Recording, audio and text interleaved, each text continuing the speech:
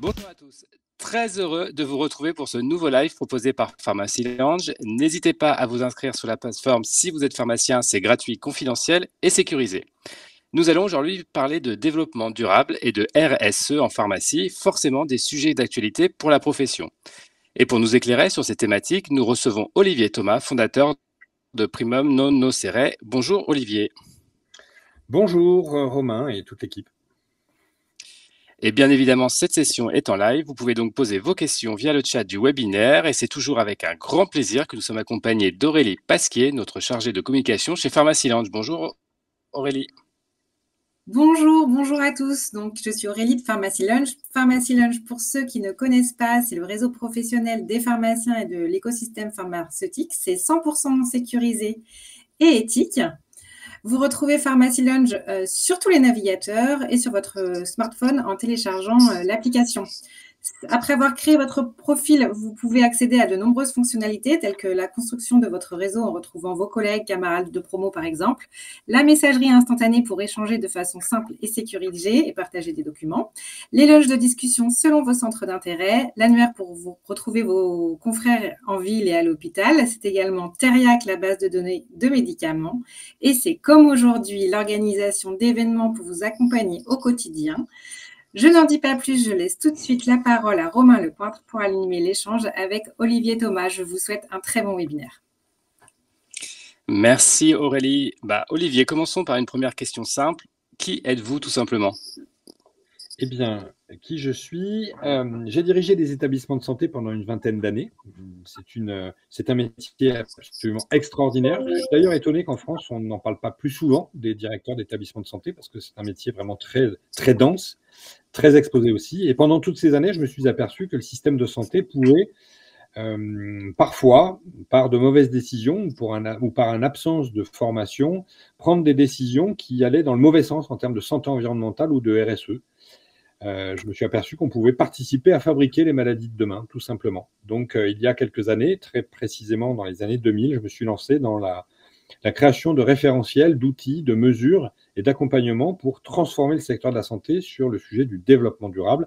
Et j'ai donc créé l'agence Primum Non Nocere, basée à Béziers, qui emploie aujourd'hui une cinquantaine de personnes en France pour accompagner la transition écologique et énergétique du secteur de la santé.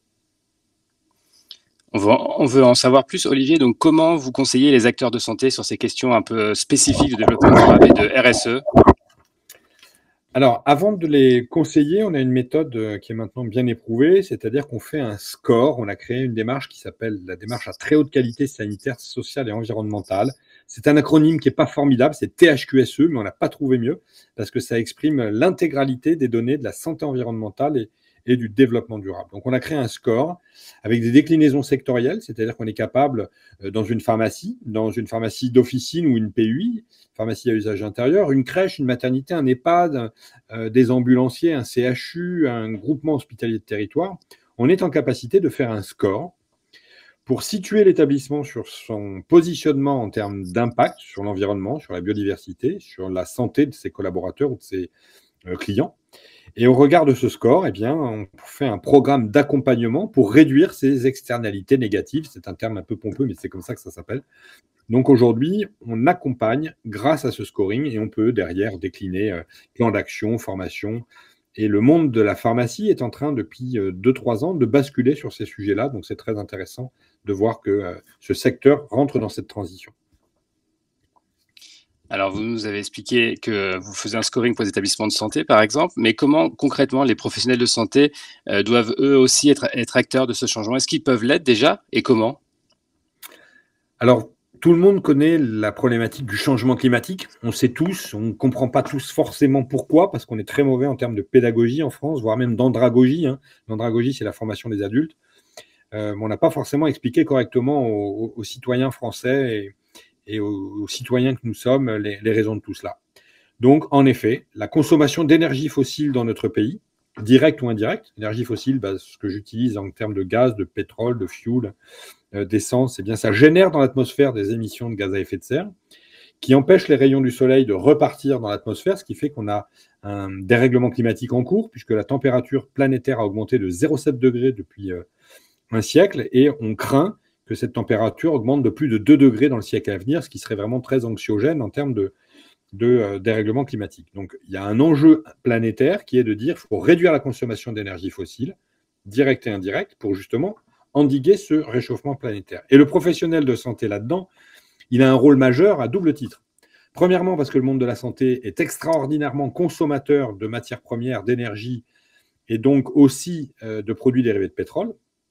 Et deuxièmement, on ne parle jamais des effets sanitaires du changement climatique, mais ils sont très importants puisqu'aujourd'hui, ce dérèglement climatique génère des problématiques sur la santé humaine et animale dont on ne parle pas assez. Donc en fait, réduire sa facture d'énergie, ses consommations d'énergie directes et indirectes, c'est un geste de santé publique et on ne le dit pas assez. Donc il y a des impacts sanitaires, il y a des impacts liés à la pollution.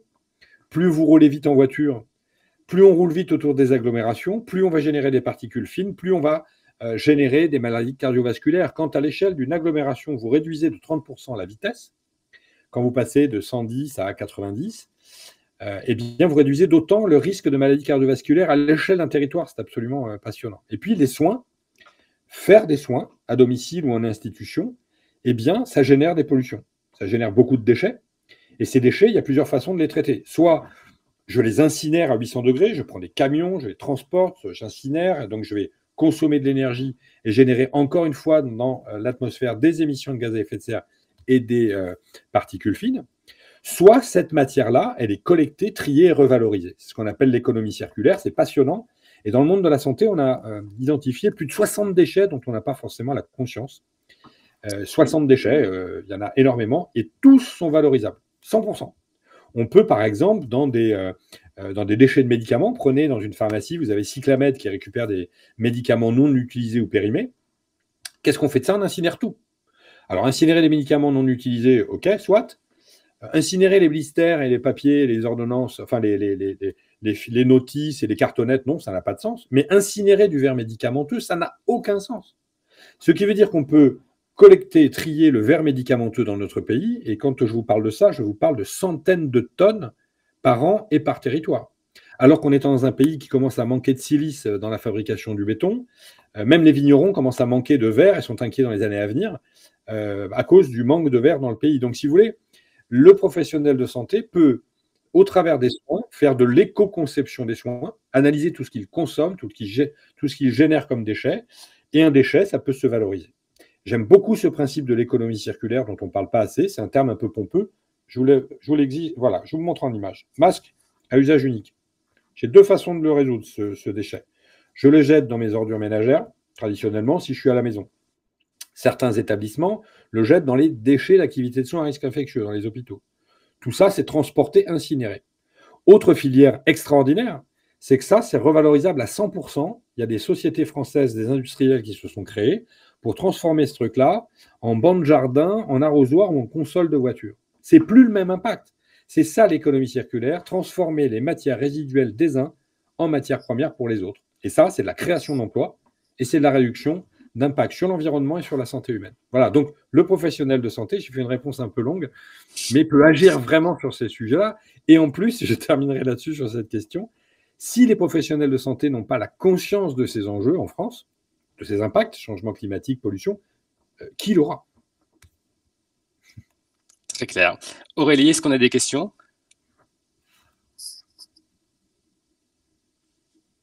Est-ce que tu nous entends? Aurélie. Oui, vous m'entendez?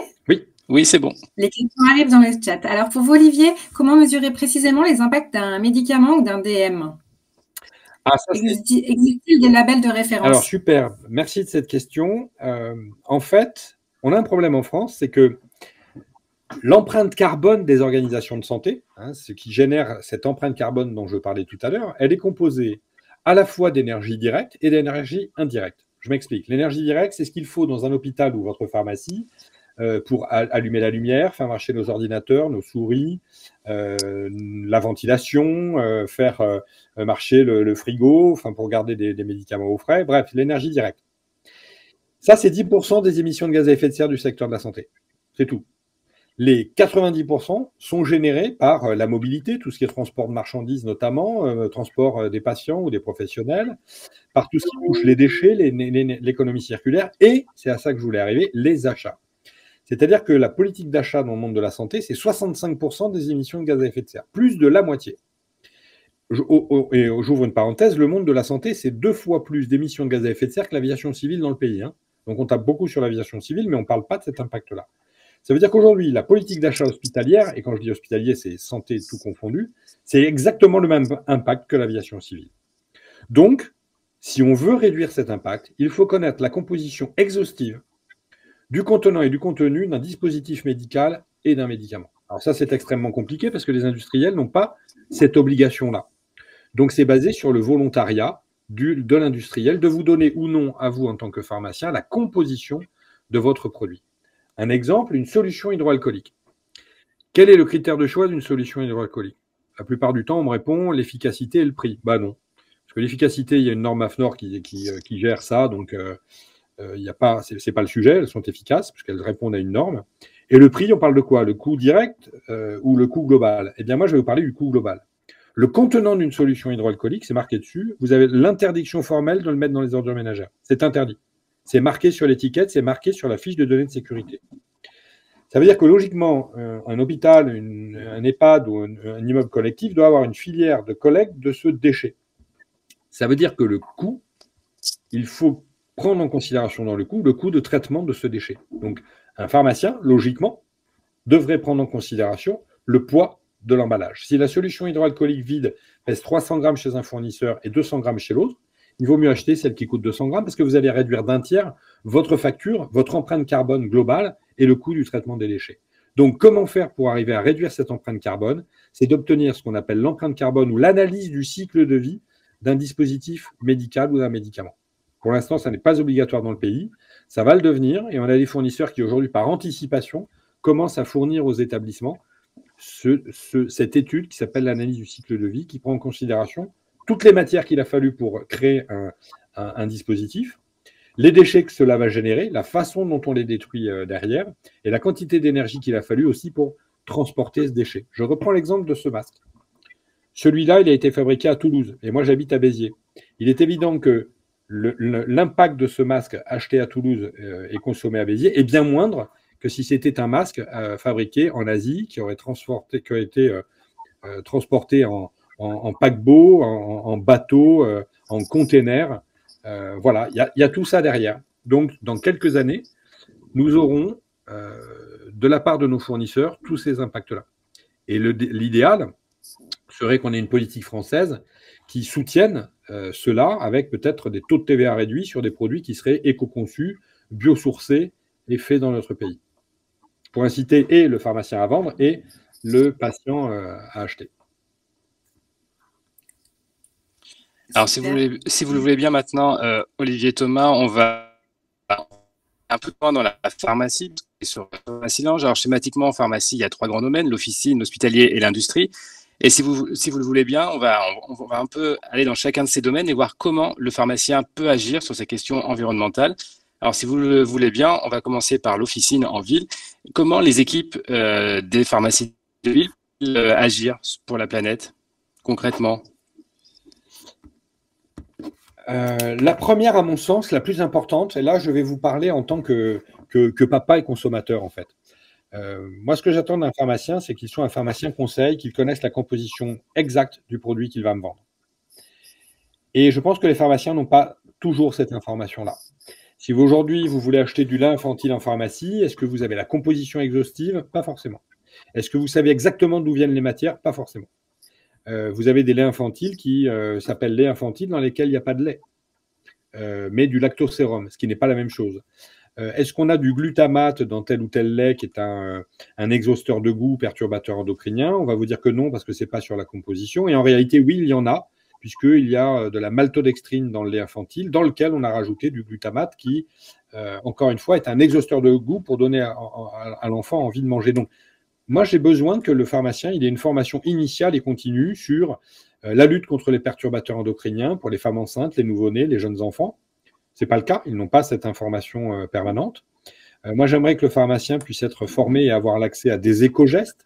Quels sont les éco-gestes que je peux faire au quotidien pour protéger ma santé, par exemple, sur l'optimisation de la qualité de l'air intérieur? En France, on sait que c'est un fléau. On est à 19 milliards de dépenses de l'assurance maladie à cause de la mauvaise qualité d'air intérieur. Et bien, certains pharmaciens qui sont engagés dans la démarche et le label THQSE ont aujourd'hui des capteurs d'air intérieur dans leur pharmacie.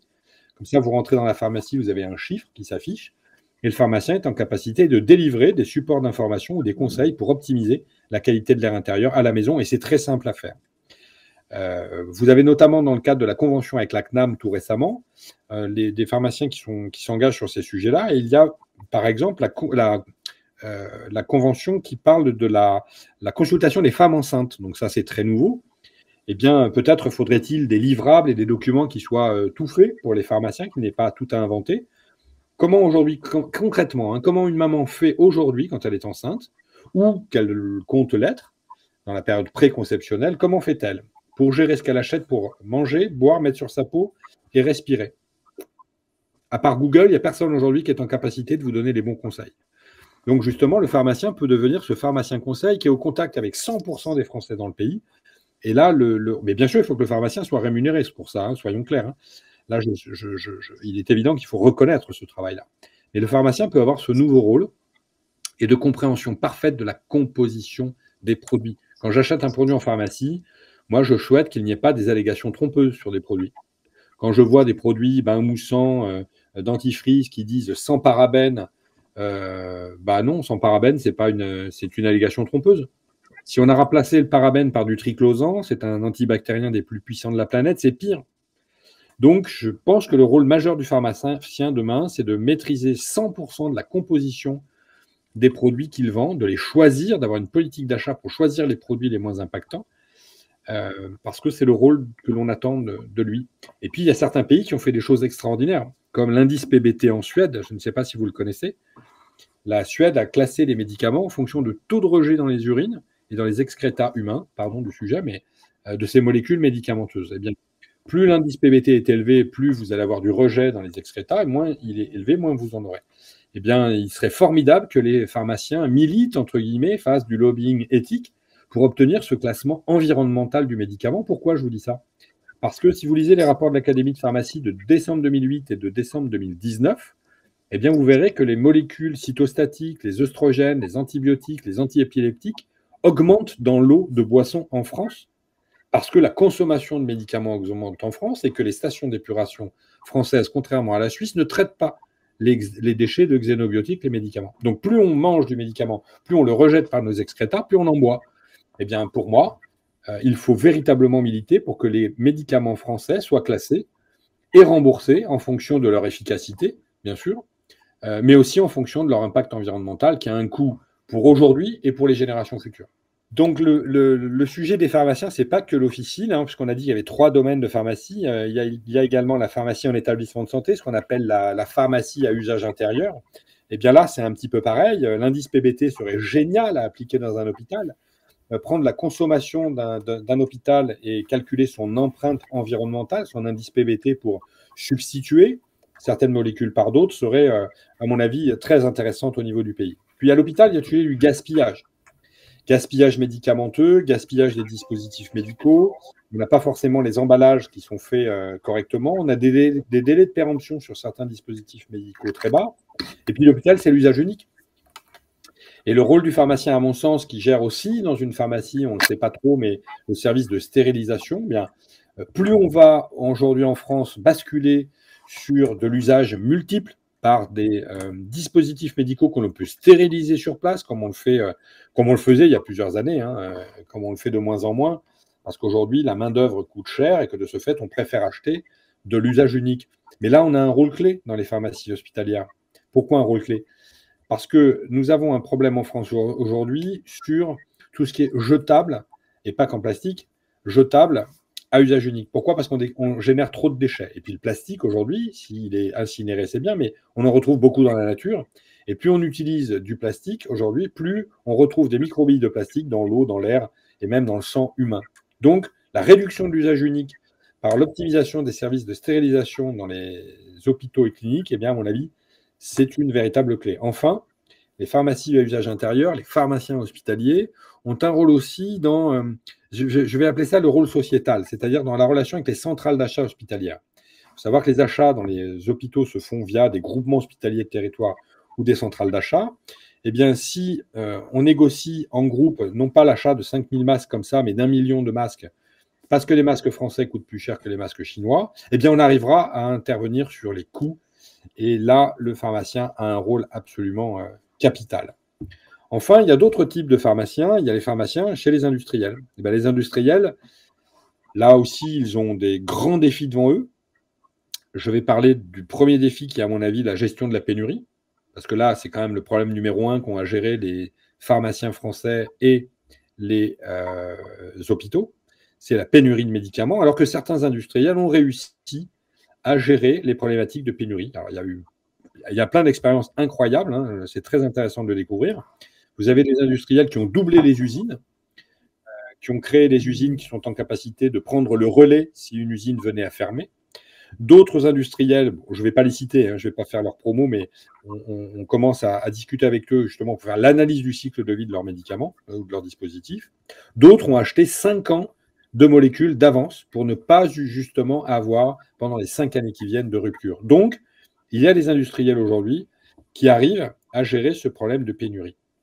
Sur les industriels encore, il y a la problématique de l'analyse du cycle de vie qu'il faudrait arriver à obtenir systématiquement. Et là, le défi, c'est de réduire les emballages directs et indirects. J'ai des dizaines de photos, je ne vais pas vous faire l'affront de vous les montrer en ligne.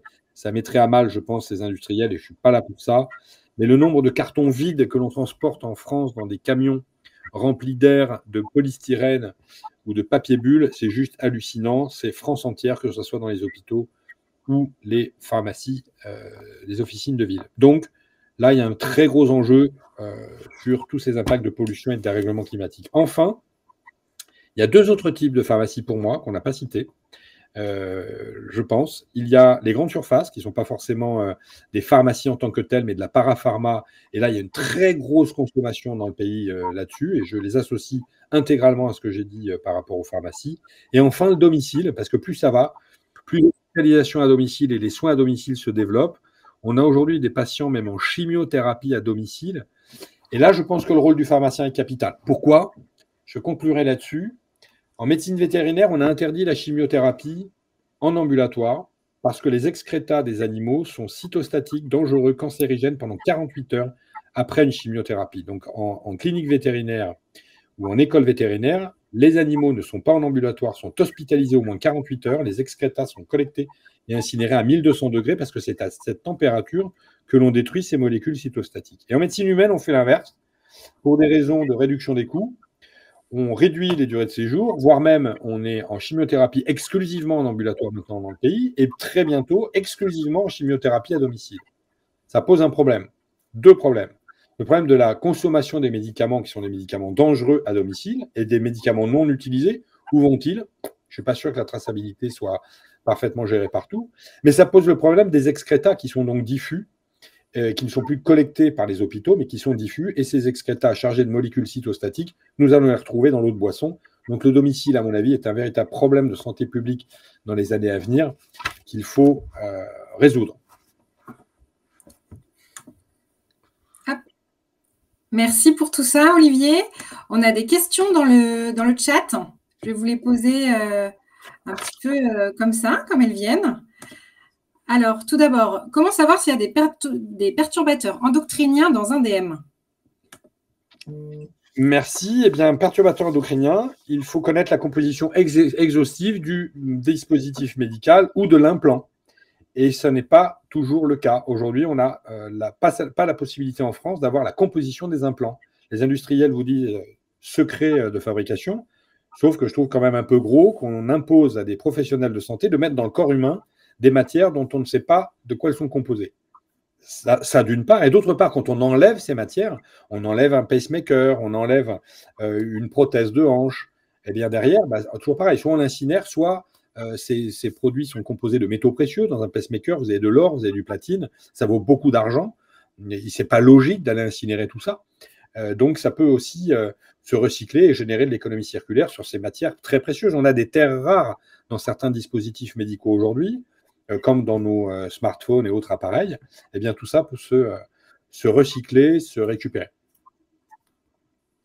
Merci pour cette réponse. Une autre question, les nanoparticules sont interdites dans les aliments, mais présentes dans les médicaments.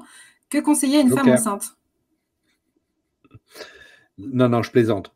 En effet, on a la chance d'être dans un pays où on a interdit les nanoparticules, notamment de dioxyde de titane, dans l'alimentation depuis 2 ans. Et ça, c'est très bien parce que le dioxyde de titane est suspecté de toxicité depuis de nombreuses années. Donc, on est un des rares pays à avoir supprimé ça dans l'alimentation. Très bien. Le problème, c'est qu'hélas, on n'a pas eu le courage politique qu'il fallait.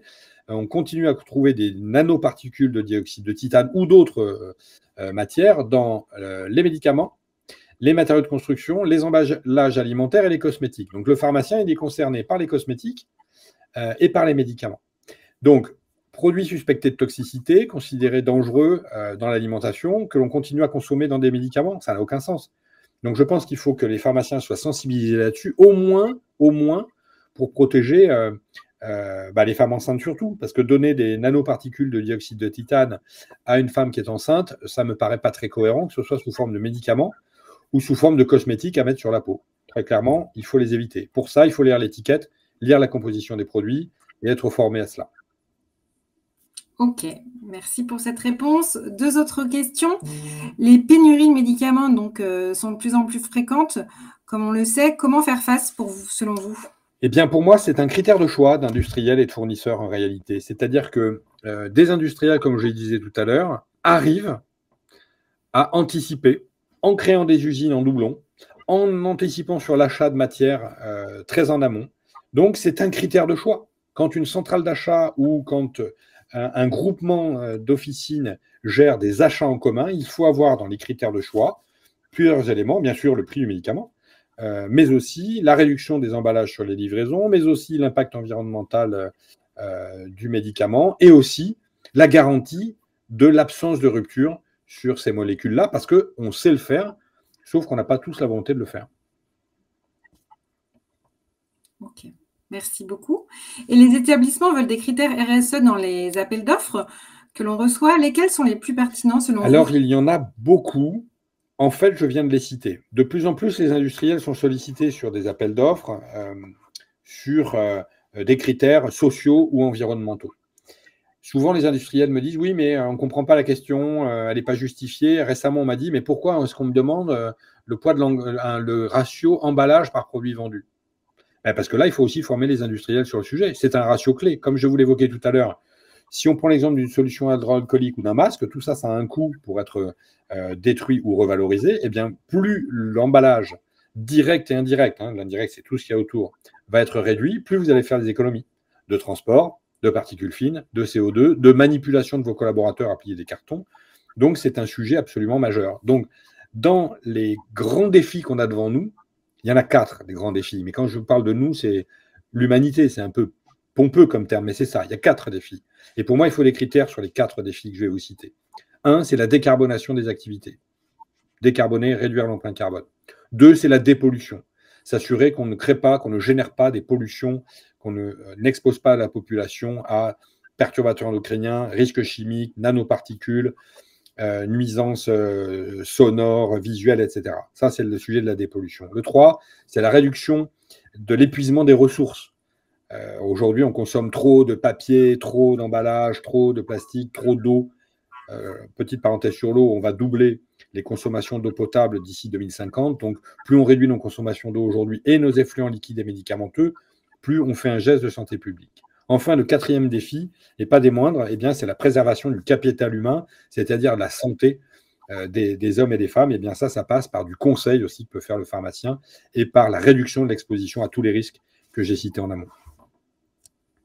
Donc, tout ce que je viens de dire là peut rentrer dans un cahier des charges pour choisir les produits ou les services, ou les dispositifs, ou les médicaments les moins impactants. Eh bien, écoutez, merci Olivier pour cet échange qui nous a permis de comprendre que le pharmacien, quel que soit son mode d'exercice, peut s'engager dans une démarche environnementale. Je rappelle que vous êtes le fondateur de Primum Non Inséré. On peut retrouver beaucoup d'informations sur ces thématiques sur votre site internet. Je remercie donc Romain pour l'animation du débat et nous vous donnons rendez-vous prochainement pour un nouveau live. À bientôt dans Pharmacy Lounge. Merci, à bientôt.